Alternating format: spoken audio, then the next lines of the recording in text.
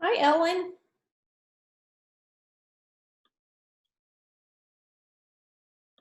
Hi, Ellen.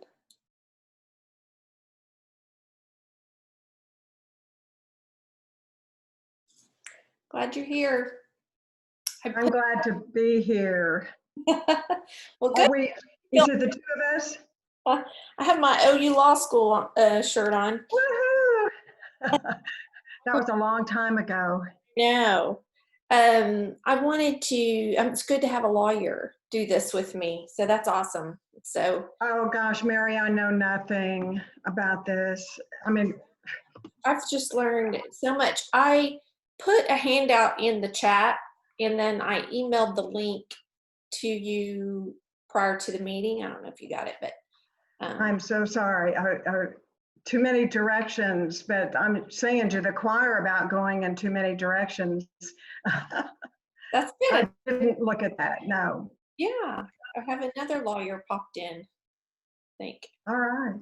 Maybe, I don't know. So do you know how to look at your chat?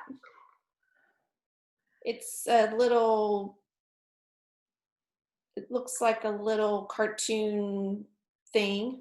Or Is it on the screen I'm looking at, Mary, or on Facebook? it's on the screen you're looking at on your, Oh, there it is. yeah, click that and scroll up to the top and you'll see a PDF and you should be able to get that open.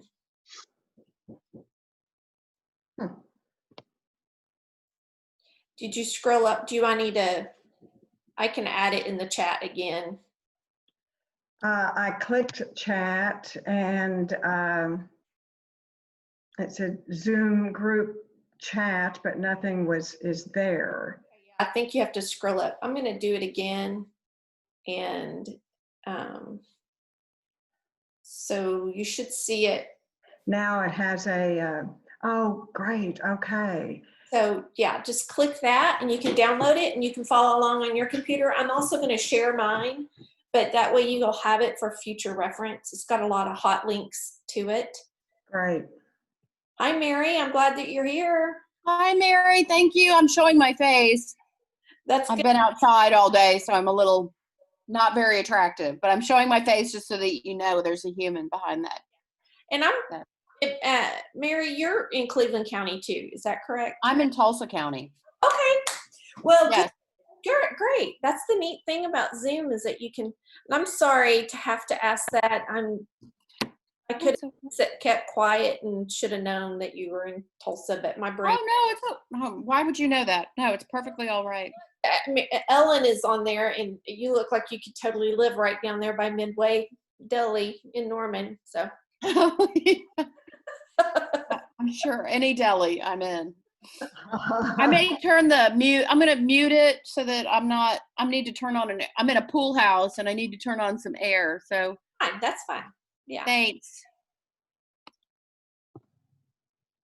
So I've shared the PDF. We'll go in and get started. People will probably be coming as we move along as well.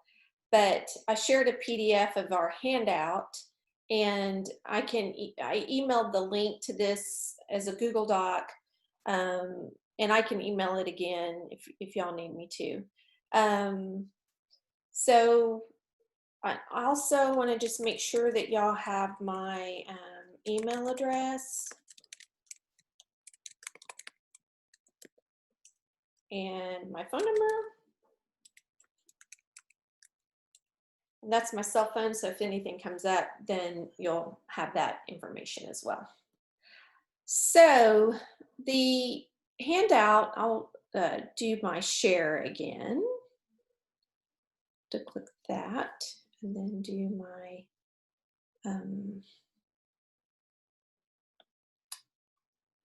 share my document. I had to figure out how to do, share screen. Here we go. And here we go. Okay, so here's our training document that we're going to work off of. And I just did this myself, so I don't have a high-tech digital team. So this keeps me from always having to raise money if I can just do it myself. Honey, you're high tech, right? Everything's relative and you're there. So the goal of this training is for volunteers to better understand how absentee ballots are counted and hopefully agree to go and observe the process of opening and counting ballots and report back with observations. This is particularly important in certain counties. So we have Oklahoma County, Cleveland County, Tulsa County, Comanche County, Cherokee County. I guess that's where Tahlequah is. I get Cherokee and Creek County mixed up, but the county that has Tahlequah in it is really, really important. And then, so those top five or six counties, we're really trying to get the voters, the absentee ballot voters, to be very, very efficient. You have a question? Anybody? Is that because, why is that? Why those 5 counties? Well, that's where most of the votes are. Okay, A lot of this, that's where, for example, for Abby Broyles to win, she has to overperform in Cleveland County. Okay. So I know for a fact that Creek County is Sapulpa. Okay, well, I guess I'm talking about Cherokee County, wherever Tahlequah is. mhm. I think it's Cherokee. Yeah. Because that is actually turning into a purple. It's a very, like Drew Edmondson won that county. Hello, Roxanne. Right. Glad that you're here. We just kind of barely started. So, and I have my handout here that I put into the chat, and hopefully you'll be able to see that in your thread. If you don't, then just chat and let me know, because then I can get it to you. I might just do it again anyway. Yes, Tahlequah is in Cherokee County. Okay, great, thanks. See? Hope that's right.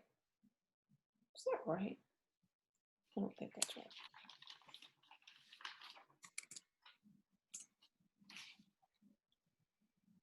I'm going to share the document one more time. Okay, there we go. So that's what the goal is for us to be able to have, hey, Leon was in my training yesterday. Oh, we got some more popping in. Yeah, Sunday people kind of mosey on in, don't we?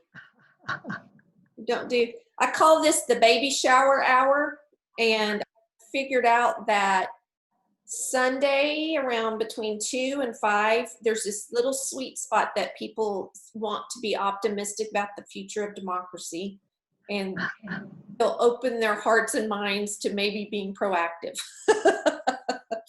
That's great. And then, but after that, everybody's like, okay, I've had enough of politics. It's just too miserable and depressing. So I have to shut it down, which I totally get. So,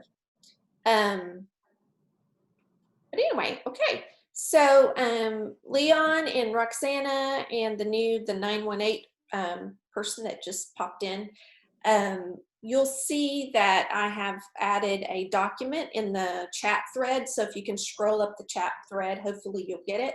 If you don't, put in the chat that you need it and I'll send it again. But that's the document we're going off of. And then I also have it, I'm also sharing it as well. So that'll make it easy for everybody to have the same thing.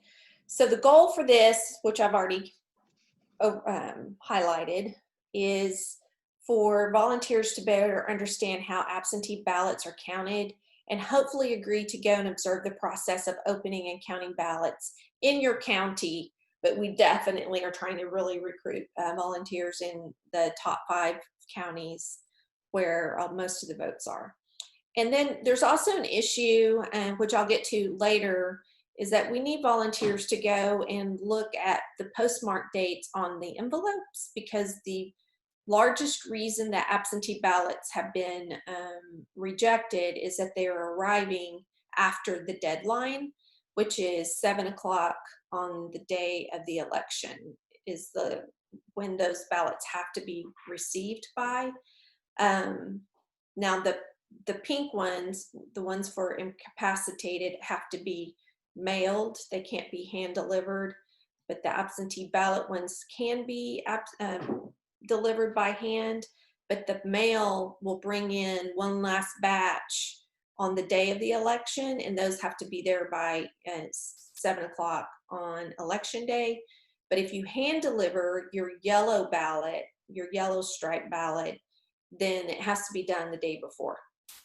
So postmarks kind of matter, because if we have a lot of people that are having their ballots rejected, then due to arriving too late, we need to know like how far out is that margin of error. If they're mailing them, if the postmark says, for example, August 25th on it, and it's rejected, well, then that kind of makes sense because the person mailed it the same day of the election.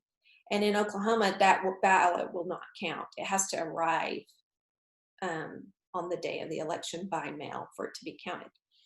If the postmark says that it was mailed 9 days before the election, and we see a big old chunk of those that are like that, then we're going to go, oh crap, something's going on with our mail. Unless it's coming from Boston or maybe coming from some military, far away, then that would explain it. But if it's coming from, 40 miles away in Oklahoma, and it's being rejected and it was mailed 5 days ago before the election, then we kind of know that, there's some issues that we need to look at and be better. My suspicion is that we have a lot of voters that are mailing them on the day of the election or the day before, and that's why they're being rejected. And if so, then that means that for those that educate voters, like Legal Women Voters and all of those, then that data will help us be able to better educate our voters. So that's kind of the goal of today's training. I'm going to I'm going to get to our first link, and hopefully I can click it and pull it up. So I did a training on how to vote by mail, and here's that link, and that y'all can look at that, and it's a whole training on how to vote by mail in Oklahoma. And we call it in Oklahoma, it's important to use the word absentee ballot. It's not a universal mail-in ballot. And right now, with all the controversy going on with the post office and the political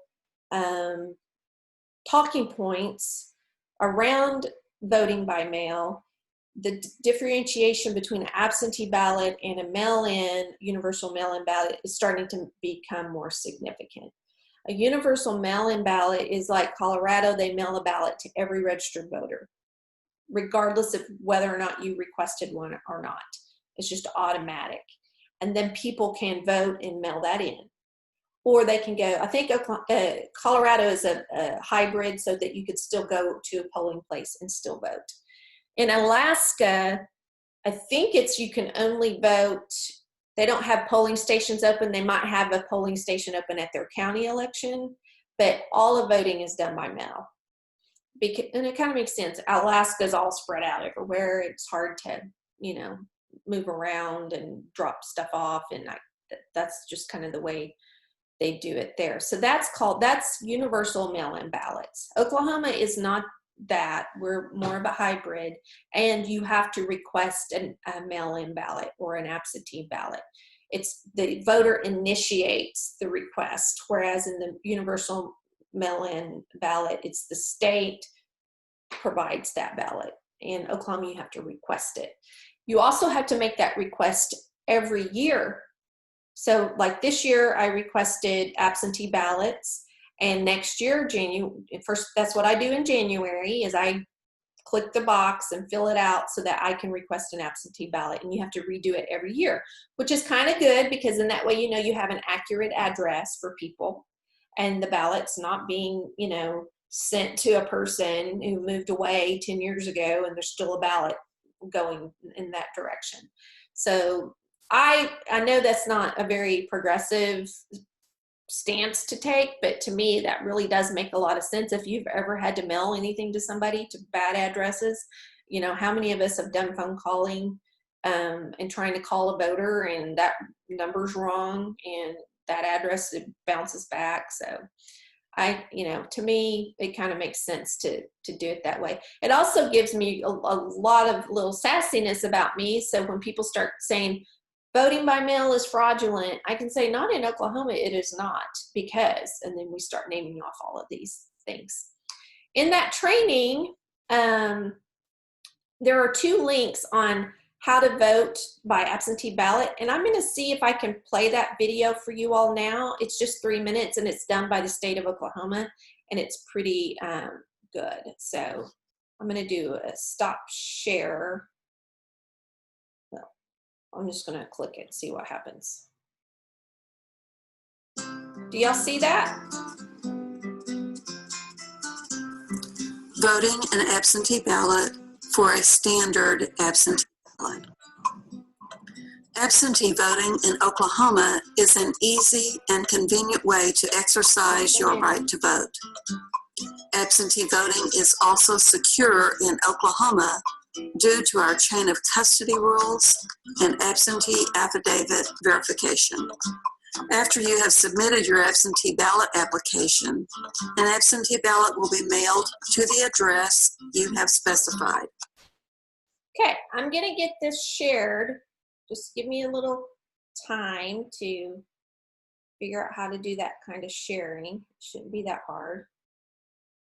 Been doing pretty good so far. So, put that up here. Put that. And I just need to find my share screen. Google Chrome. Share. Y'all should be able to see the YouTube video now. Good. I'm going to take it back to the beginning and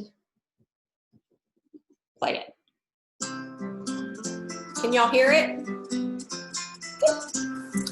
Voting an absentee ballot for a standard absentee ballot. Absentee voting in Oklahoma is an easy and convenient way to exercise your right to vote.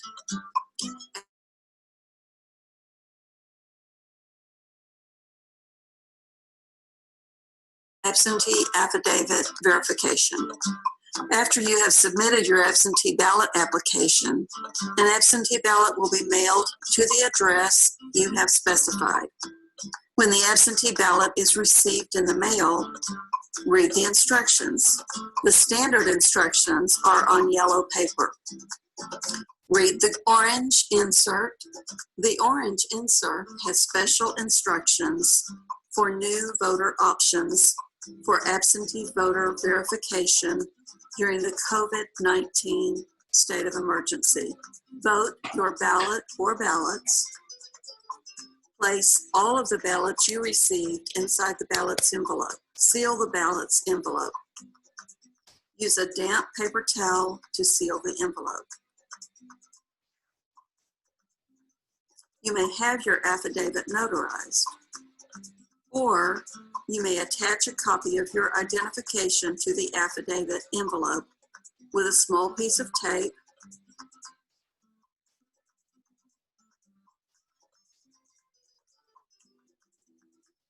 or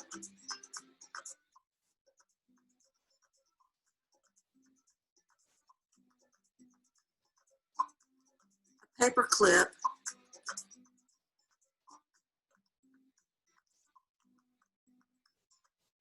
or a staple close to the edge of the affidavit envelope.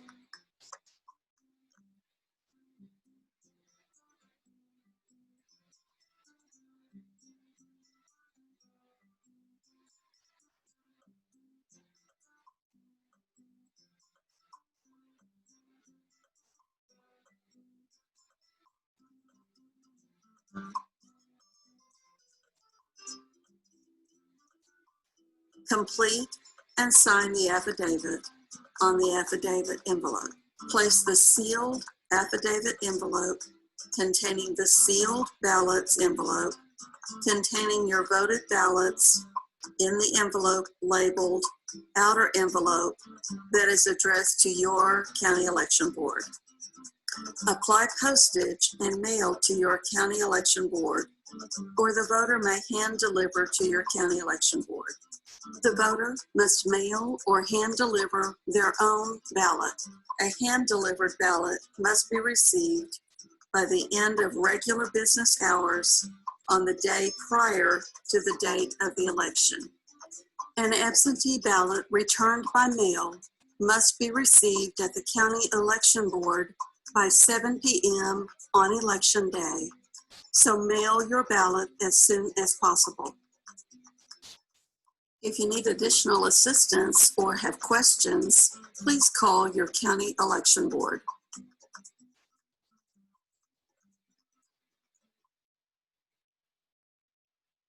Oh, we gotta stop that. Julie's something stupid. Whenever I'm on. Indecision 2020 is Sorry. an effort to keep you from voting, or is it just an honest mistake? Problem with an I have to absentee figure out voter how to not- application being sent to I'll do homes in stop Bluefield share. Township, and this is what the There we clerk go. wants you to be watching for. Just a Jamie second. Evans live with the story. The issue here, Jamie, is with the address. That is correct. Now, the clerk there told me 2 residents alerted. Good. Okay, so I got that off, but I think I just stopped my live on Facebook. I'm not sure if I'm still, it looks like I'm still live on Facebook, so that's good.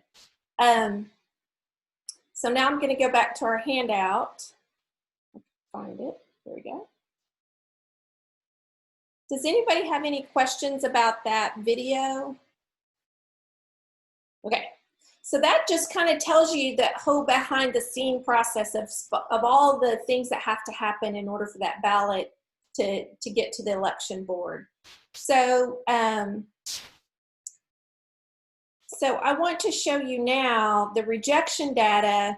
This is a link that y'all can click, and it's an Excel spreadsheet for all rejection data for all of the 77 counties. And I'm going to show you what it looks like for Oklahoma County. Just a second. That's annoying. Oh, crud. I'm going to have to fix that. I think I made it so where it was private. So I need to fix that.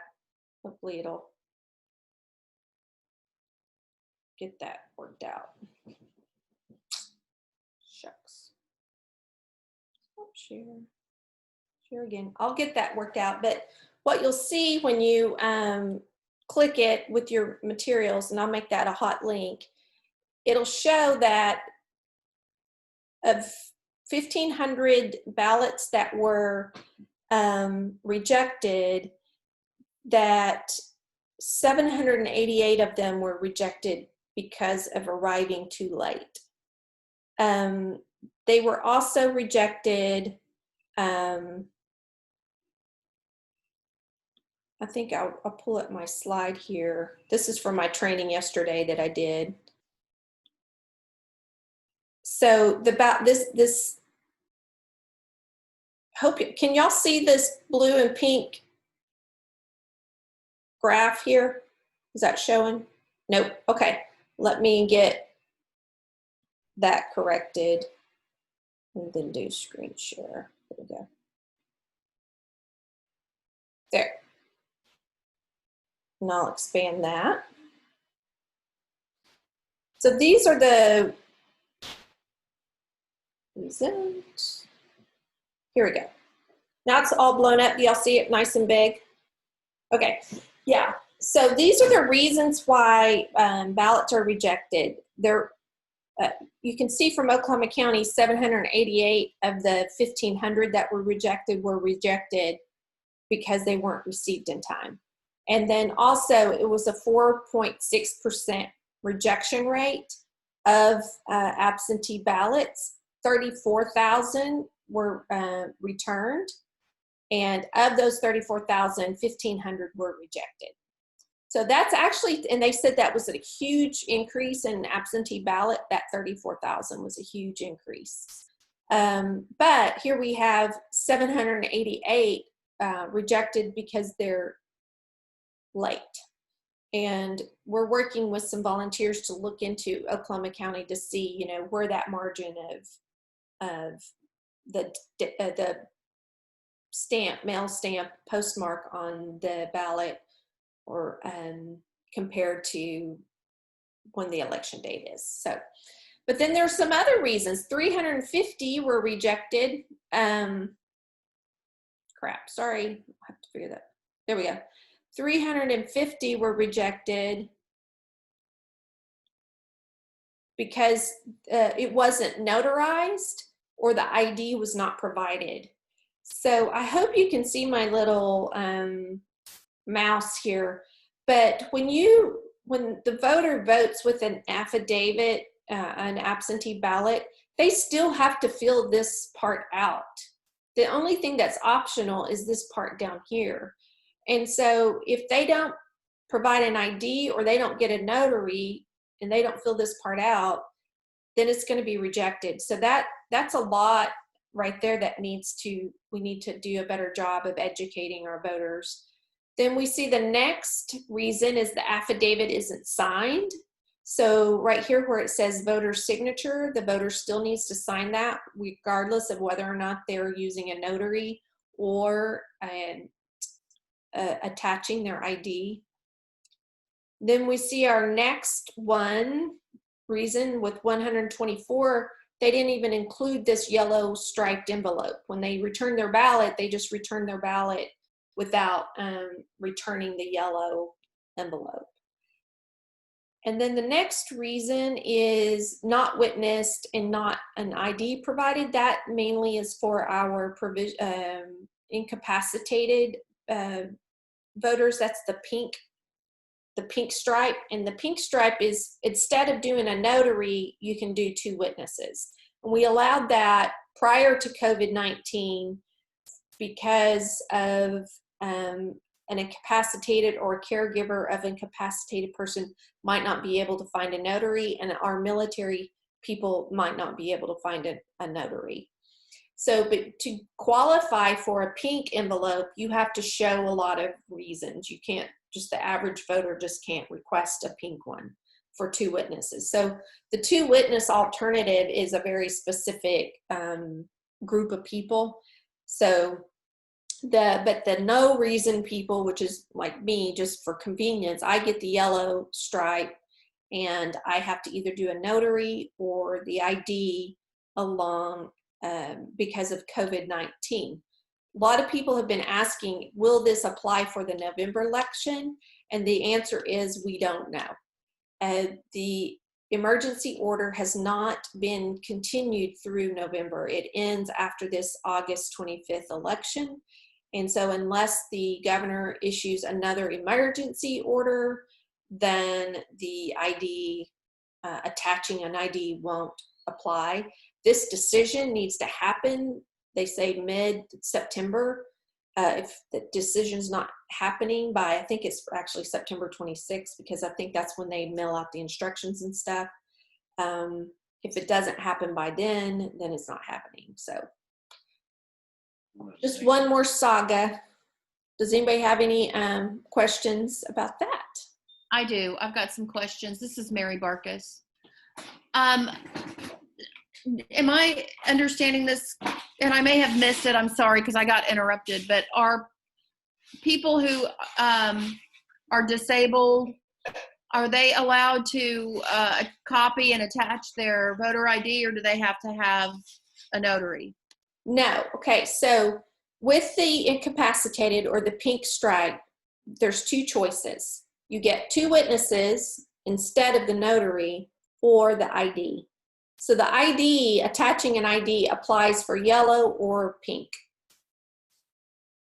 during COVID-19.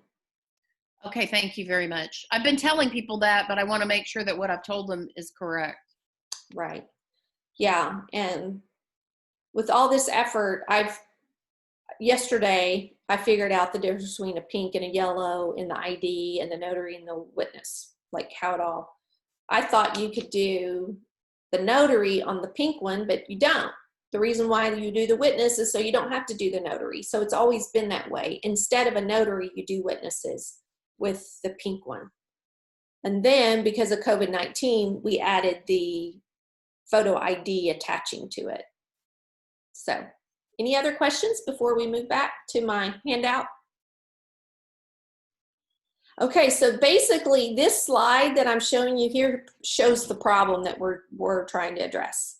So we have 4.6% of these absentee ballots were rejected, which to me is a high error rate. I'm not okay with that error rate. I'd be okay if it was less than 1%. I'd say, okay, you know, but 4% is pretty high for any, you're almost at, you know, you're almost at 5%. And that's, to me, a lot of votes, because that's more than a polling error. That's, you know, that's quite a bit. So anyway, this is why we're having the training, because we have more work to do. I feel like that's what that shows us. Okay. So that was the rejection data for Oklahoma County. Now I want to share, this is a link, we're not going to show all of it, but it is a video of one person in Oklahoma who went to the Oklahoma County Election Board for their meeting when they opened up the ballots. And he was just kind of reporting back on Facebook Live, and his dog comes in, or cat. It's a dog or a cat, I can't remember. So how many of you have already seen this of Aaron Wilder? Okay. Well, the good thing is you'll have the link. It's kind of goes for a while, so we're not going to watch all of it. But I just kind of want y'all to get to a picture of kind of what it's about. So hopefully it will work.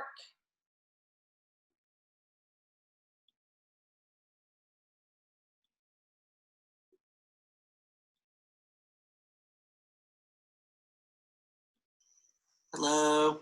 I want to talk about Can y'all hear my it? trip to the Oklahoma County Election Board today, and let folks know what's happening with absentee ballots. So it's very interesting. First, I'll just say, for all of my transparency and government accountability nerds, just getting into the meeting was like a mess in a way that it shouldn't have been. But I show up and I say, hey, I'm here for the county election board meeting. They're having these special meetings where all they're doing is processing absentee ballots. They got very nervous and upset when I asked to watch that meeting. You know, a lot of like, who are you? Why? No one's done this in 30 years. Like bullshit. You know, I kind of just like stared at him. It was just like, well, that sounds like a you problem. But as soon as I got back there, and it was a 50-minute wait for them to figure out whether or not they were going to let me into this meeting, I found out why, and that was just because they're just absolutely not set up to have the public watch them while they do this. Everything happens in their office, in the back, and so literally taking place in like a conference room and a hallway, and you know, it's just not really conducive to public viewing, which is unfortunate and something we should fix, but whatever.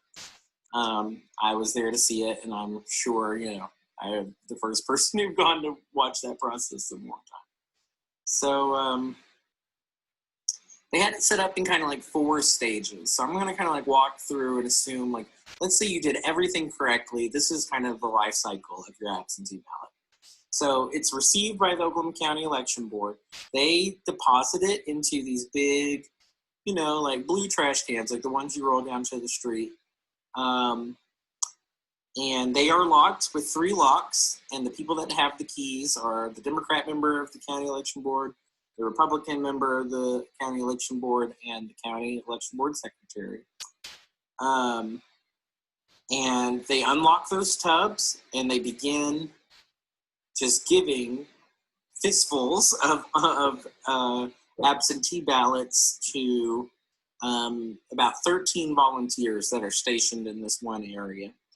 And their job is to take a letter opener and just open the affidavit envelope and that is all that they do, and then they put it back down. Workers then circulate those open ballots out to people at the second station. There are about 8 folks at the second station, and their job is to take the affidavit envelope out of the outer envelope, look at it, and confirm that it's got what it needs to be accepted. And that's either a notary, or in this case, we have a couple of new options, including photocopying an ID or having witness signatures if you were incapacitated, lots of different reasons. But they were confirming that the affidavit was correct, that they had the requisite materials, and then they would take it out and set it aside for someone else to come and pick up. They all had what I will call like a troubleshooting bin, which, like, if for some reason they pulled it out and they were like, oh, this doesn't have the right photocopy of the ID, or this isn't notarized, or whatever, they could just quickly drop the affidavit envelope back down into this troubleshooting box and come back to it later. Then the affidavit envelopes are taken back to the room with all the big volunteers, and those volunteers begin opening the affidavit envelopes. Those ballots are accepted in the eyes of the Oklahoma County Election Board, and they're ready to be counted, basically. So the volunteers then begin just like opening these envelopes. And that was kind of like the really amazing part, was watching. I don't know, it was just like, wow, there's my little absentee ballot. It's like being opened, and there it is, a marked ballot inside of that envelope being handled by, this volunteer. And then they put them, but they're not, they just put it face down. They're not even like looking at the ballots, put it face down, and sort it by color based on, kind of what election it belongs to. Then once they had good stacks going, workers would come in, pick up those stacks of ballots, and then straighten them out, make sure that they would be fed into the machine well, making sure that they were all unfolded correctly, that the creases were kind of pushed down a little bit, that all the corners were nice and lined up and not folded on each other. And then they moved them to the final stage, which was to be counted by this machine. It is different than the machine that you are used to voting on when you vote earlier in person at your polling place. Doug, the county election board secretary, told me that Oklahoma County, Tulsa County, Cleveland County, and there might have been a fourth, have these special machines that can take a big chunk of ballots and count them all very quickly.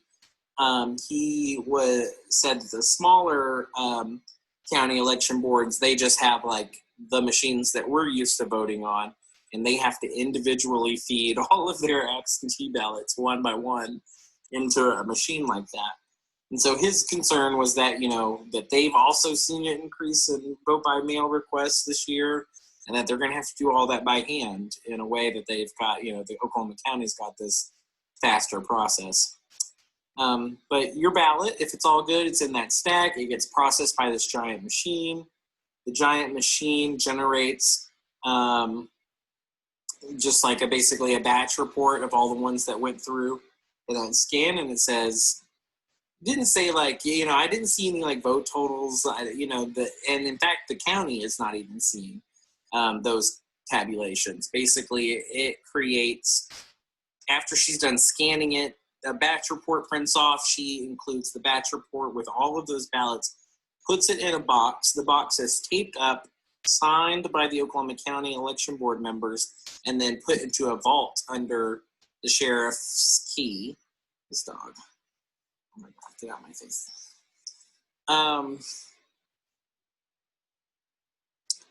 So they're not even seeing vote totals. Their machines aren't even doing that. At the end of the night, the worker used that computer to generate, it's just like a flash drive that includes all of the data from that batch of absentee ballots, and it goes into a bag and it's sealed and signed. And then that flash drive will make its way to the state election board on election day. And that's what they use to count. They plug those in, and that's how they tabulate the results. So Doug, with Okay, so y'all can watch the rest of it. I thought the main part that I wanted y'all to hear from that presentation was how surprised they were to have somebody observe this process. So a little bit of what I want to do with this training is to try to avoid that shock and kind of allow or give the election board secretaries a little bit more heads up that somebody's going to come. Because, you know, basically if I was in charge, I'd kind of like to know. It's not that I have anything to hide, but they have to find a chair, and they, you know, they want to kind of know. And they should probably expect that, you know, I just feel like that's just good due process, is to have some people from the public like sitting as jurors just to make sure everything went well.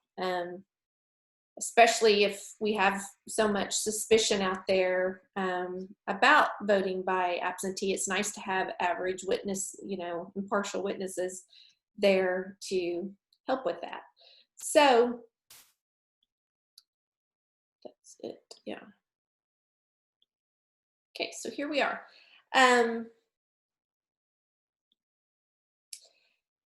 So that was Aaron Wilder's experience. And then, like I said, there's his Facebook link that you can watch that again. So the big key then is, how do you go about participating in this meeting? And what you got to do is you got to talk to your county election board.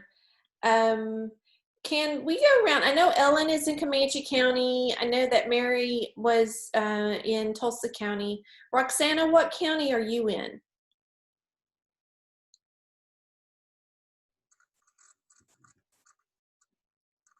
Well, she's unmuting. I'm Canadian.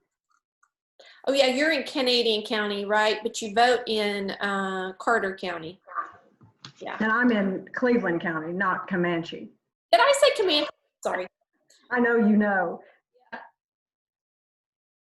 I'm in Oklahoma County. Oh, okay, good. Well, so Aaron is, I don't know if he'll go do it again, but apparently I think in Tulsa County, I know that they do these events over several days. I thought it was just a one-day deal, but apparently that day's worth is what they take care of each day as they come in, and they get those batch reports, and they have to have a meeting to go with every time they count it. So there is definitely, sounds like there's room for lots of volunteers, like 1 or 2 each time they do it. That could take, like in Oklahoma County, that could be 10 people that help with that. So here I have a link to of how to find your county election board. And here is a PDF of all the election boards, which, as you see, you know, it's just the name and the phone number and the hours, but you would need to, you know, look that up separately. But this is what I really like. This is the email addresses for all the county election boards. And these email addresses are important for 2 reasons. First is, this is how you could get a copy or a new voter ID to be mailed to you. So if you're going to be voting by absentee, you can just attach your voter ID and not have to make a copy of your personal other ID card. You can just use your voter ID. And that's what I did last time. They mailed me a fresh new one, and I just stuck it right onto my ballot. Yeah, Leon? Is that option there for the voter ID to be attached? Is that just a COVID thing, or is that something that'll apply for November as well? That right now is a COVID-19 emergency order. So right now that's not working for November. It's no, it's Okay. not. We don't have any law that allows it to be extended to November. But I feel like if it worked okay so far, and the election boards were able to figure out how to throw away 5%. You know, I don't think it's a fraud issue. And I think I don't know if Ellen knows a whole lot of disability law, but one thing that I've thought of is that if you see the need to provide this accommodation for infirm people or people that are concerned about being exposed to some kind of disease, and that you allow the ID to be used and there's no fraudulent use of it, and you don't show any state need that's been compromised by allowing this accommodation, then I feel like the state then has a burden to show why that accommodation is no longer helpful. If it was helpful during COVID-19, then, and we used it, then I'm thinking we're kind of opening up a door for disability accommodation to show, then the state has to show that, oh no, now everybody has gone back to their fraudulent selves now that COVID-19 is over, and therefore we can no longer allow the ID to work. So anyway, I don't know if anybody will sue on that, but that's just the law school brain in me figuring out ways that we should do it. But hopefully we'll keep doing it. I think it's convenient for a lot of people. So that's the first reason why these email addresses are great. The other reason is this is how you could request to go. So let's say I'm from Tillman County. So I could email tillmancounty@elections.ok.gov and say, hi, I'm really interested in watching you all open your absentee ballots. Could you please tell me when that meeting is going to be? And then here's my phone number. So that's why these email addresses are really easy. I think very helpful to have. So I can move back to here. Okay, and then I listed out just kind of a way to talk to your county election board about wanting to attend that meeting. And I just typed this out. Hello, I'm Mary Boren. I'd like to observe the public hearings when absentee ballots are opened and or counted. When will those meetings occur? Where will they happen? Will you have enough room for me to attend? I couldn't find a notice on the website for the meeting. Where are those notices posted? When do you vote on the reasons that ballots are rejected? I understand that that's a meeting that's supposed to happen, and where are the meeting minutes of those meetings? Also, I've learned that many ballots are rejected due to arriving too late. I also learned that envelopes have to be kept for 2 years. If I wanted to examine the postmark dates on those envelopes, what would be the most convenient way for me to schedule that time and place? So that's just kind of an example of a letter. Does anybody have any thoughts or ideas about how you would go about asking to participate in that meeting? Leon, what are you thinking? Because you would be Canadian County. I joined a Canadian County Facebook group here, and so there's a lady that apparently does it, I think. She might be the chairman of the Democratic, I don't know how to say that title here in Canadian County. But she was saying that she has done it. So I guess, I don't know, but I'm going to use this form that you have here, and I'll send that to them. Yeah. I think I'll just go with that way. Use all those questions. It might freak them out if you ask everything, but if your main goal. Yeah. Now, the thing is, though, Leon, if you went over and Googled Canadian County Election Board and to see if their meetings are posted and their agenda is posted, that'll kind of give you some. I don't think it is. I looked on there, like with their link for where their minutes should be posted. It wasn't connected to anything. So. And that is a problem. I saw that inconsistency. I did Google searches for Oklahoma County, Tulsa County, Cleveland County, Comanche County, and like Comanche County didn't have any of their agenda or their minutes or anything posted. But if you looked at like Oklahoma County, I'm going to hopefully I can, it'll pop up.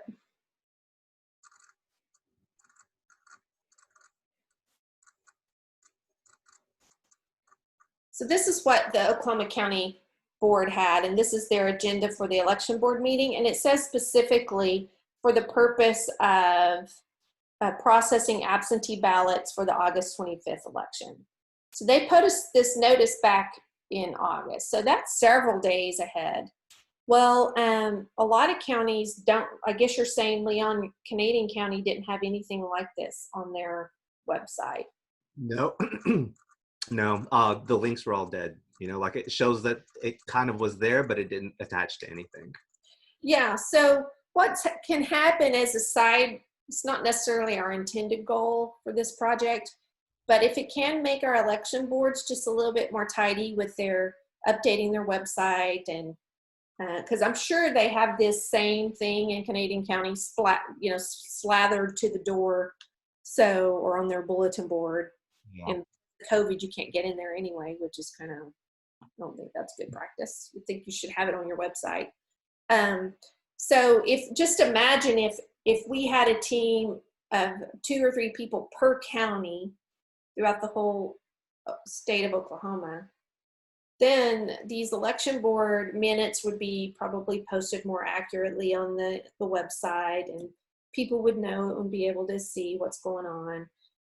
I think it's so important to keep voting by mail legitimate for all of these little layers to be just right, and have average citizens to be able to go and watch what's happening. And I loved how Aaron put in his training or his little website, how he said it was amazing when they opened it up. He just felt like, you know, he was watching democracy being born right there in that moment of all these ballots being speaking out and being counted. So it is kind of romantic. I think it's a romantic thing to think that that's how we do what we do. There was a really neat episode on NPR. I think it's the one that comes on Saturday morning, Radio Lab. I think it was Radio Lab. And they were talking about in Ireland where they do the, where you get to choose over and over again. They go the rank ordered voting. And they told the ceremony of how they do this. And at first they did it very electronically, so it was real automatic. But they decided that it was more fun for people to do paper and to stick them in little slots so people could see it change over time. And so that's why they kept it, is that it was just more interesting. So I think that could be an outcome of us being more prepared and asking them for these notices. So I love this notice. Now let's go back, and I'm going to show you what Cleveland County's notice looked like.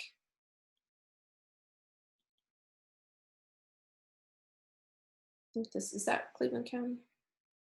No, that was Tulsa County. Tulsa County has several meetings. It sounds like they do this several days in a row. They count these ballots because I guess they get so many that come in. And it makes sense, because if you don't do it that way, you could be there for 4 or 5 hours opening ballots. When the mail's coming in, they're just doing, it sounds like they're just doing that batch for that day as it gets closer to the election. So I'm going to let y'all see the Cleveland County notice. And this is it.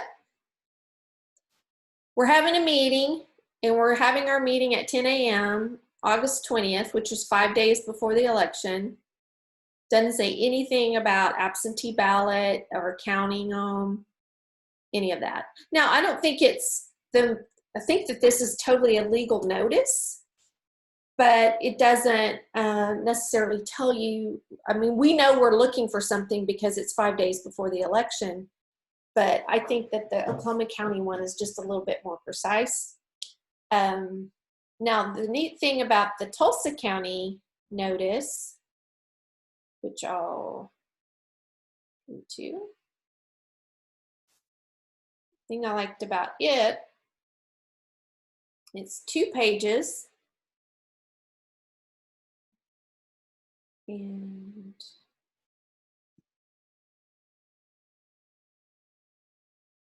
just a second, let me see what sharing I'm going to do. Here we go. So this is Tulsa County. They say it's a special meeting. It's right before the day before the election. So this is the front page. Well, look at this second page. They list out all the stuff that they're going to be dealing with. And in the middle of it, it says,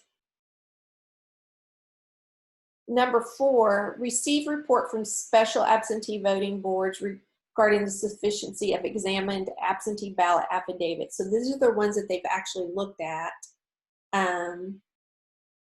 And it later on, I guess these are for these school elections that came in.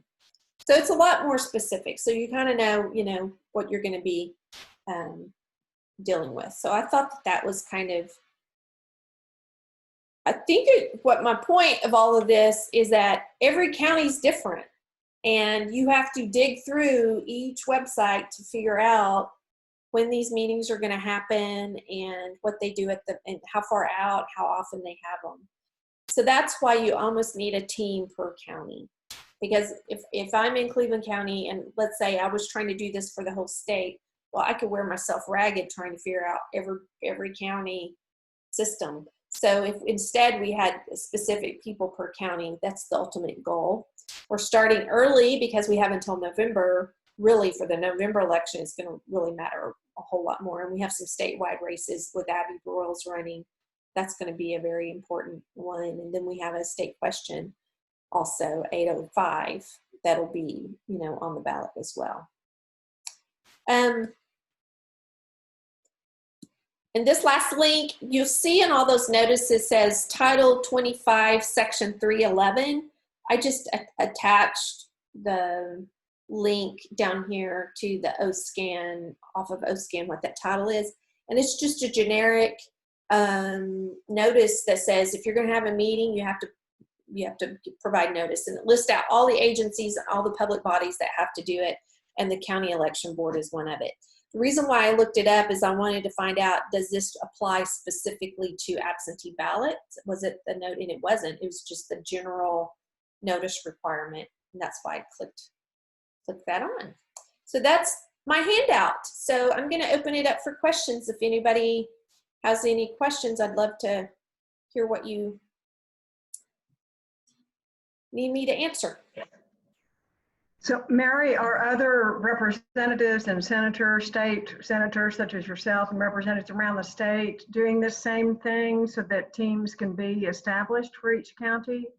No, my Senate caucus, the Democratic Senate caucus, I told them, I said, we were talking about the whole scare that we have right now with the postal system. And then also the little strategy that a lot of bad guys have is just to put this little smoke screen of suspicion over mail-in ballots. And that, as you all know, if anybody studies political science or theories of government, is that if you can cause some people to question the legitimacy of an election, then you've accomplished a lot, regardless of who you persuaded to vote away or not. So we have to keep voting as a legitimate way to transfer power. So within my caucus, I said I was talking about, in particular, that data about how that 788 ballots were rejected because they got here too late. And then I went through all the ways that you could attach your ID and what happens if you put your ID inside the affidavit envelope and you don't stick it on the outside.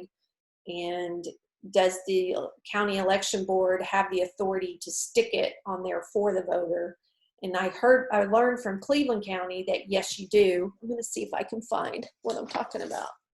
I have all my exhibits here.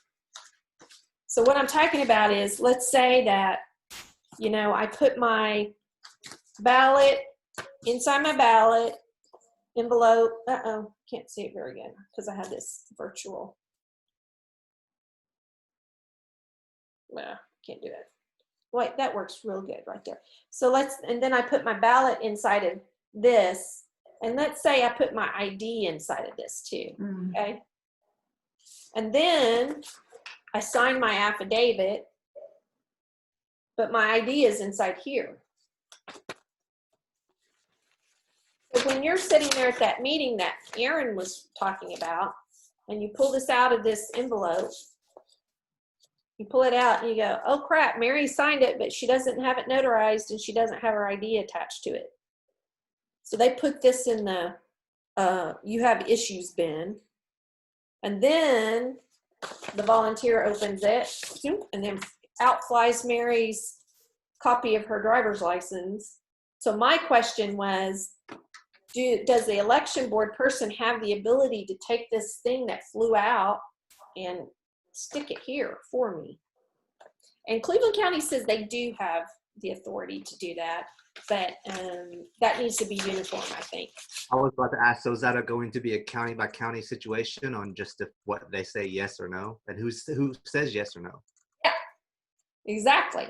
And so I was telling my team, my Democrat caucus, I said an A+ voter protection strategy would have a person at every one of those meetings to say, wait a minute, I see that Mary's ID is in the floor there, because when you flung open the thing, when you flung open the envelope, this piece of paper went flying 3 feet over there onto the floor. I think that might be her ID. Don't y'all have the authority to attach that? And they'll say, well, I don't know. Well, why don't y'all call or put that over in the wait a minute pile and then call your people. I don't know if you get to interact that much, but even if you're sitting there quietly, at least you would say, oh, I saw this one ballot was rejected because the ID flung out and flew over into the floor and it wasn't attached, and so they chunked it. So then that you would report back to us, and then we would say, hey, Paul Zurich, could you give people the authority to attach to that, because ballots are getting rejected because of that. So that's why having observers there would be really an A+ system. So when I said that to my caucus, they said, well, Mary, will you try to do that? Will you try to get people so that they know? And so this was the first step, was to do this training, Ellen. That's why I did it. And since it's a runoff, it's such a small election, I thought it would be better to start right now, and then we can build on that training. Hopefully we'll get more people between now and November that'll show up. Any other questions? Roxana has been doing an excellent job keeping people advised on Abby on the Women for Abby, on what they can do and what they can't do as far as voting by mail. Have you been tracking this issue a long time, Roxana? Since January. That's good. But then we, had to, we're on hiatus for a while. Yeah, that's right. Yeah, it's kind of everything's kind of up in the air right now but it is good to see people paying attention, protecting their voting in their community. And that's one of the reasons why I ran for office, is I wanted to meet the Roxanas and the Leons. I already kind of knew Ellen was out there because she and I did some legal work together, but I wanted to find out who the people are in Oklahoma that are very committed to protecting democracy and making sure that voters are respected in our state. And so that's it's such a wonderful thing whenever I get to just meet average Oklahomans, and it keeps my hope up. I don't get so discouraged. So thank you so much for your participation. Did everybody get the handout downloaded? Yeah. Oh, you didn't, Roxana. Well, I requested it, and it says that you had to grant us permission. okay, I'll go back through and I'll unlock all of those Google links, and then I'll send it to y'all again through Great. email. I think y'all signed up all on Eventbrite, so I'll send it as an email attachment. You should get it tonight around 9 o'clock. And y'all have my phone at Roxana. Do you have my phone number? Do you see it? Okay, I'll give it to you. You can write it down. It's 405 760 7322. And you can text me and I can get all those materials to you. Okay, then. Well, thank you so much. Thank you. I appreciate Thank you, Mary. Yeah, thank you for you. Thanks for doing this. it. Talk to you later. Bye. Bye-bye. Thank you. Bye. Bye.